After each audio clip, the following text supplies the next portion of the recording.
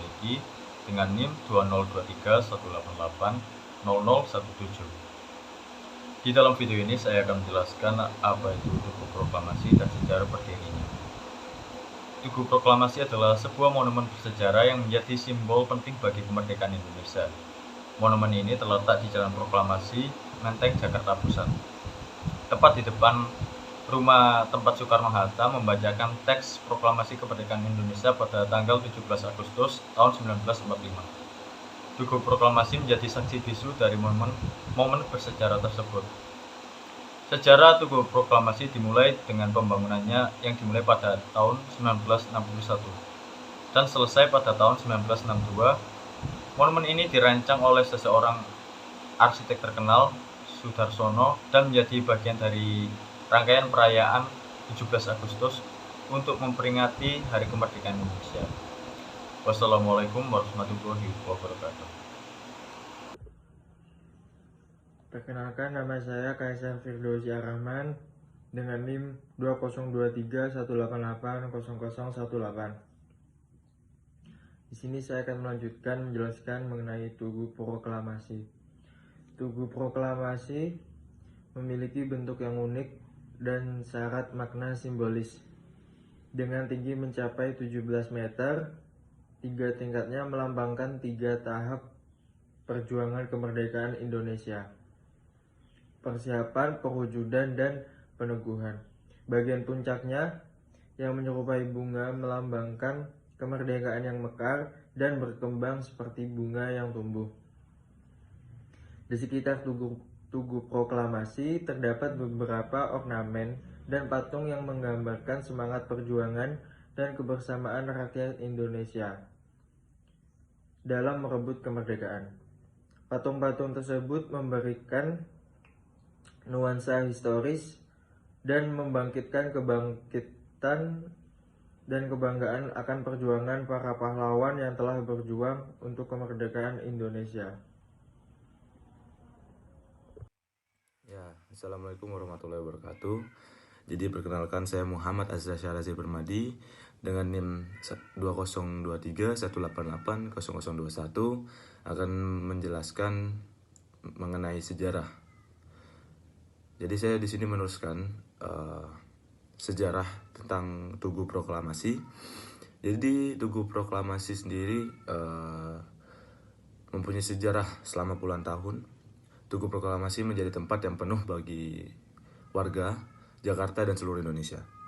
Setiap tahun pada peringatan Hari Kemerdekaan, ratusan bahkan ribuan orang berkumpul di sekitar Tugu Proklamasi untuk merayakan momen bersejarah tersebut.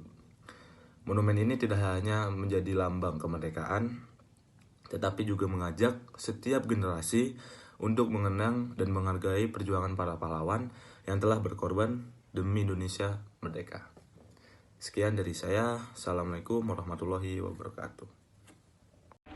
Assalamualaikum warahmatullahi wabarakatuh. Perkenalkan, nama saya Caira Rizky Putri dengan NIM 202318800013. Di sini saya akan menjelaskan tentang tari saman. Tari saman itu berasal dari Aceh, Indonesia, dan mencerminkan kekayaan budaya suku Gayo.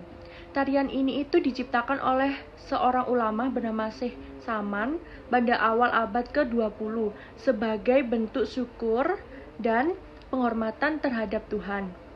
Awalnya tari saman itu ditarikan oleh para ulama dalam ajaran agama Islam. Tari saman itu memiliki nilai-nilai kebersamaan dan kekompakan dalam pelaksanakannya. Gerakan-gerakan yang cepat dan padat menggambarkan kedisiplinan dan keharmonisan masyarakat. Seiring waktu, tari saman itu menjadi lebih populer dan diadopsi oleh masyarakat luas, bukan hanya sekedar ekspresi keagamaan, tetapi juga sebagai bentuk seni pertunjukan yang memperkaya warisan budaya Indonesia. Hari ini tari saman itu sering tampil dalam berbagai acara budaya dan festival, mempertahankan keunikan dan keindahannya. Assalamualaikum warahmatullahi wabarakatuh. Perkenalkan, nama saya Naiza Naura Aulia Rahmat dengan NIM 202318800015. Di sini saya akan menjelaskan jenis-jenis saman. Nah, jenis-jenis saman pada tari saman dikutip dari laman Kemdikbud. Kemendikbud, saman sudah menjadi kebudayaan masyarakat Gayo. Umumnya saman dilakukan di balai saman atau lapangan kampung untuk ditampilkan pada hari-hari besar seperti upacara perkawinan dan sebagainya. Maka dari itu, terdapat berbagai jenis saman. Di antaranya adalah yang pertama, saman yang dilakukan dengan duduk di atas pohon kelapa yang sudah ditebang pada malam hari disebut dengan saman jejunten. Nah, yang kedua, saman yang dilakukan pada saat istirahat di kala kegiatan menggirik padi yaitu saman jik. Saman yang dilakukan, kemudian yang ketiga, saman yang dilakukan pada saat pesta perkawinan oleh pemuda-pemuda disebut dengan saman ngerje. Nah, kemudian yang keempat, saman dilakukan pada hari besar keagamaan. Contohnya Idul Fitri atau Maulid Nabi Muhammad SAW disebut dengan bejamu besaman. Nah, kemudian yang kelima, saman yang dilakukan pada siang hari dalam rangka memperingati hari besar disebut saman balai asam. Biasanya dilaksanakan bersama-sama di sebuah lapangan dan mengundang grup saman dari berbagai kampung untuk bertemu dan bertanding. Assalamualaikum warahmatullahi wabarakatuh. Perkenalkan, nama saya Raihan Nabi Izati dengan NIM 20231888016. Di sini saya akan menjelaskan tentang tarian saman itu diiringi oleh musik apa saja. Lalu dilansir dari tarian tradisional Indonesia karya Indrawati. Tari saman biasanya ditampilkan menggunakan iringan alat musik berupa gendang dan suara tepukan tangan dari penarinya juga menambah keramaian iringan tari saman. Tarian ini biasanya dilakukan secara berkelompok sambil bernyanyi. Terima kasih, sekian penjelasan dari saya. Wassalamualaikum warahmatullahi wabarakatuh.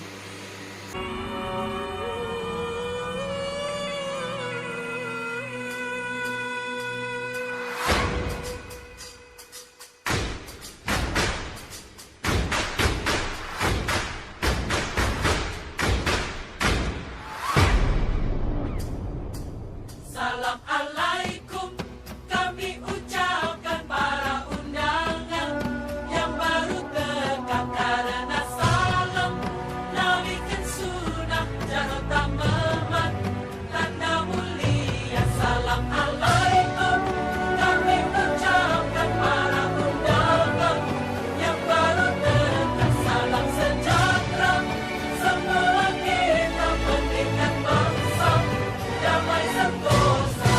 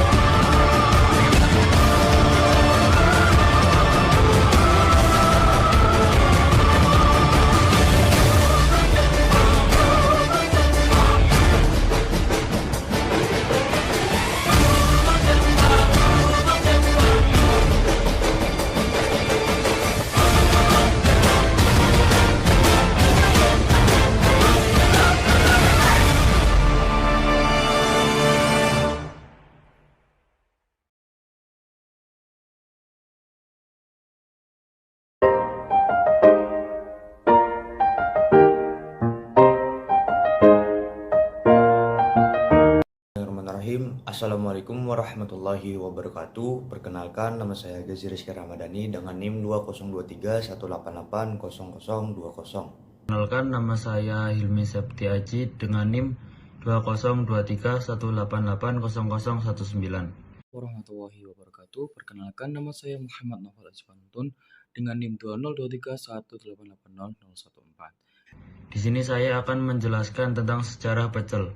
Sejarah pecel Madiun dapat ditelusuri kembali ke daerah Madiun, Jawa Timur, Indonesia. Hidangan ini memiliki akar dalam warisan kuliner tradisional Jawa. Pecel pada umumnya adalah hidangan yang menggunakan sambal kacang sebagai saus yang terbuat dari bumbu kacang yang diulek. Kemudian pecel Madiun menjadi terkenal karena keunikan sambal kacangnya dan kombinasi sayuran yang khas. Meskipun tidak ada catatan resmi secara spesifik mencatat asal-usul pecel Madiun, hidangan ini telah menjadi bagian integral dari budaya kuliner di daerah Madiun dan sekitarnya. Di sini saya akan menjelaskan tentang kuliner pecel Madiun. Tradisi kuliner seringkali berkembang melalui warisan turun-temurun, dan pecel Madiun mungkin telah berkembang dari praktik memasak lokal yang diwariskan dari generasi ke generasi. Hari ini, pecel Madiun telah menjadi salah satu hidangan khas Indonesia yang populer dan dikenal di berbagai wilayah. Pecel Madiun berasal dari kota Madiun, Jawa Timur, Indonesia. Hidangan ini terkenal dengan sambal kacangnya yang khas, yang terbuat dari bumbu kacang yang diulek. Pecel Madiun umumnya disajikan dengan sayuran rebus seperti kacang panjang, kecambah, kangkung, dan tauge, serta ditambahkan pelengkap seperti tempe dan tahu. Sekian, terima kasih. Pecel Madiun memiliki rasa yang khas dan juga lezat. Sambal kacang yang memberikan cita rasa gurih, pedas, dan juga sedikit manis. Kombinasi antara sambal kacang dan sayuran yang direbus memberikan harmoni rasa yang segar dan juga nikmat. Pecel Madiun sering dinikmati sebagai hidangan sehat dan lezat di berbagai tempat di Indonesia.